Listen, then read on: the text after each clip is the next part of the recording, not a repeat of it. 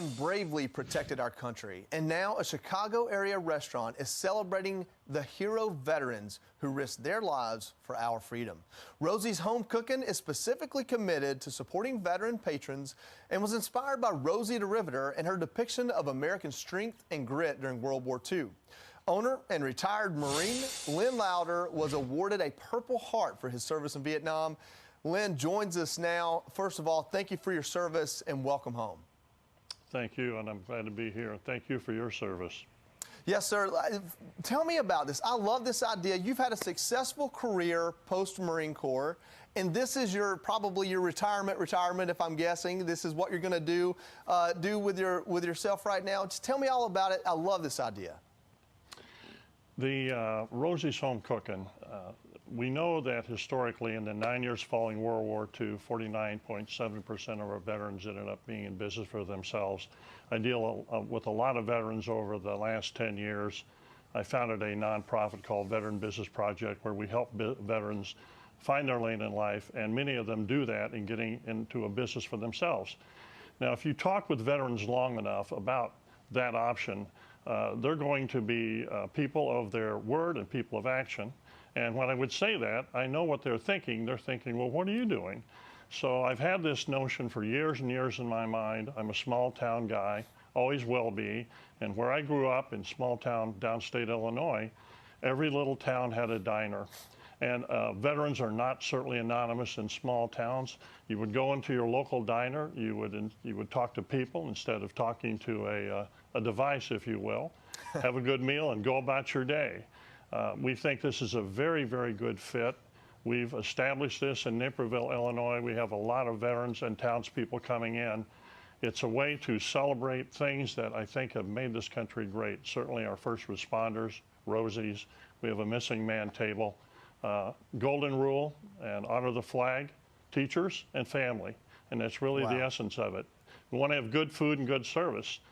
So that's really the essence of it, Joey. And I don't think I've ever been this happy, brother, since before I went to combat, actually. You know, I believe every word you said there about being happy about this, because I know once you commit to a life of service, it never goes away. I love the aspect of accountability. You said you're telling people, go serve, don't stop serving, and then you said, where am I doing that in my life? Wait, I'm in the later years in life, I'm still going to do it. I'm going to open this restaurant. I know there are a lot of aspects of the restaurant that are unique and welcomes in veterans. I know you do discounts for veterans, which is an amazing thing. But it seems like you have a mentor's heart. So if you're ever looking for a young Marine to mentor, I'm here. I'd love to hear it.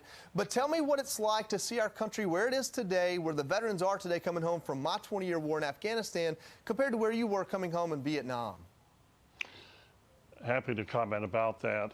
We know that the way you dishonor a warrior is you deny them the dignity of their experience. And I think Vietnam was probably the low point of our country in that regard. We don't ever want to go there again.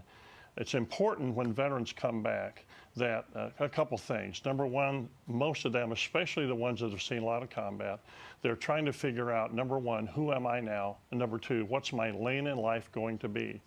I firmly believe, after being in this space for a number of years, Joey, that many of our veterans are far better off being the captain of their own rowboat, so to speak, as opposed to trying to fit into a large corporate setting and that type of thing. They've got everything, you guys, the post-9/11 folks, all of our veterans, have got everything that those post-World War II people had, and they were highly successful around the country in businesses of their own. We need to do that again. There are, and I should say this, many businesses existing that are owned by baby boomers looking to sell. And I love that. I love that idea, the idea of handing it off to the next generation of veteran. We say World War II was the greatest generation.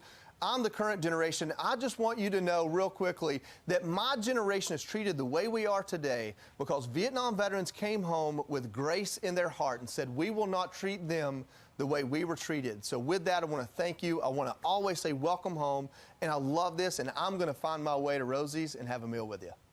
We'll feed you, Joey. Come on out. Thank you.